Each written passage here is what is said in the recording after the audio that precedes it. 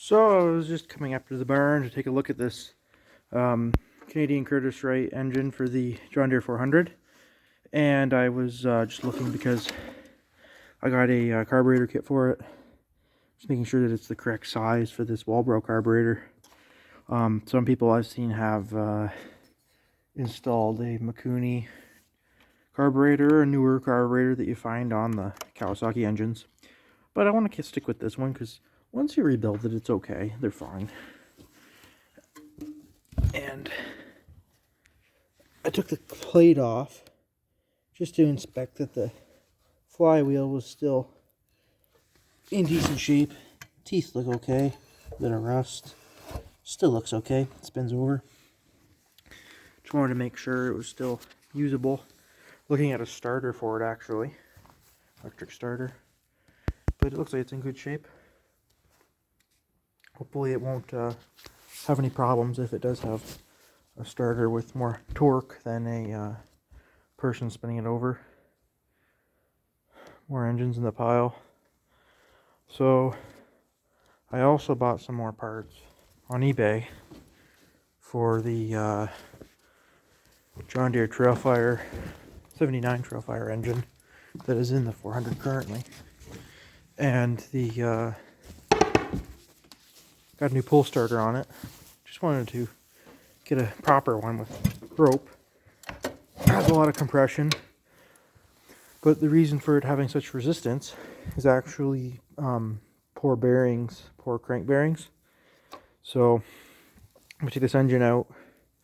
We're going to think about replacing the crankshaft bearings, replacing the crank seals, and I also took the starter plate cover off of this one, and it has a well, it has kind of a plastic flywheel that you can't use a starter on. There's no teeth on it, but if I can find a flywheel for it, I would take the plastic one off, and it still spins over very difficult, with a lot of difficulty.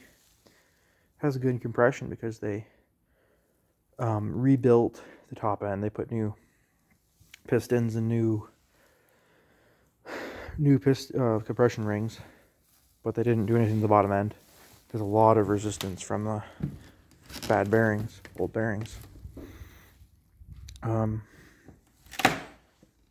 I think I'm going to try and fix the exhaust. Like, this is the Snowjet exhaust for the Yamaha. I still want to try and get the exhaust for this one fixed.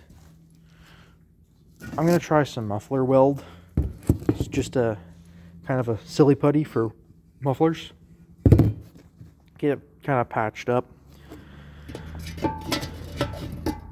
My dad's used muffler tape and muffler cement to fix his old dirt bike mufflers in the past, and he said that they can either work for a little while or a day, so maybe we'll get a day's use out of this, or a few years, who knows. We'll see what happens. We'll try that at some point in time, get that kind of patched up and taped up to a degree to be used after I get the original 400 engine together, maybe running, get that thing together. So I have to pull that clutch off. Debating what way I want to do that, because a clutch puller's not cheap for a one or two time use. It's not cheap, and my dad has done the cheating way method before, just taking the bolt off, putting another bolt in, and then a smaller bolt, and then cranking on it with a bigger bolt that fits the threads to pop it off, which works if you have a hardened bolt. Doesn't work if you don't have a hardened bolt. If you don't have a hardened bolt, there's a chance that it will just bend and it'll be stuck in the clutch. But I'm not sure what'll happen. I also have in one of these totes, where is it? Here it is. A water heater. A spare crankshaft for the Kawasaki 440 Fireburst, or the Trailfire. And the bearings aren't There's too much play in them. Spin okay. Not sure if these have ever been replaced or what. I don't know. I can't remember why my father said why the engine was torn apart. And I don't know if this crankshaft was the bad one, or if the one that's currently in the 400, in the engine that's in the 400, is the bad one. I don't know. Because there was two engines that decided to build one, rebuild one. I don't know if they had a... Whether one engine was better than the other, I'm not sure. We don't really know all the information from it. But I have the willingness and patience to try some things out to see what will work. I'll wait until I get that engine figured out before I start taking apart anything. But yeah, send an email or send a message or something on YouTube or Instagram or something if you have any interest in John Deere snowmobiles. Got quite a few of them now. Any tips or tricks you got, send them my way. Or if you need some advice,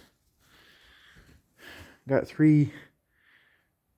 maybe four confident auto mechanics, snowmobile mechanics.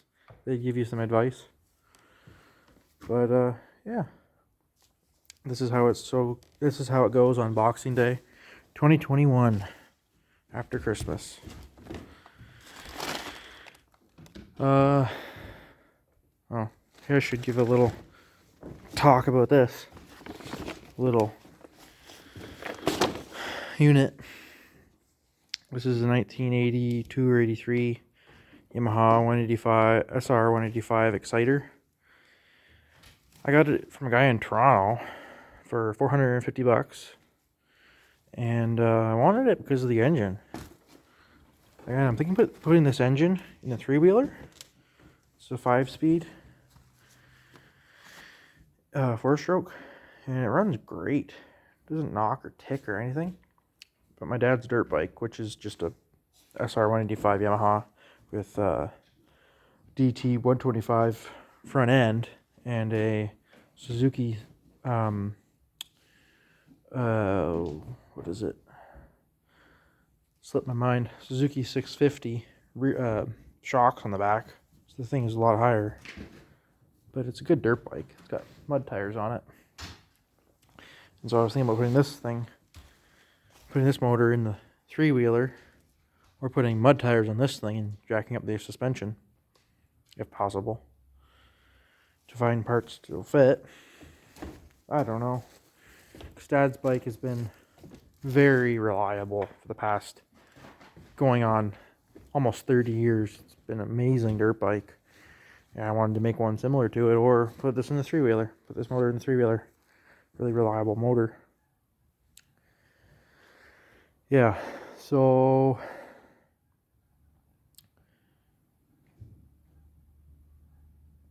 that is just about all I can think about talking about or discussing at this point in time. Hope everyone had a Merry Christmas, and talk to you later.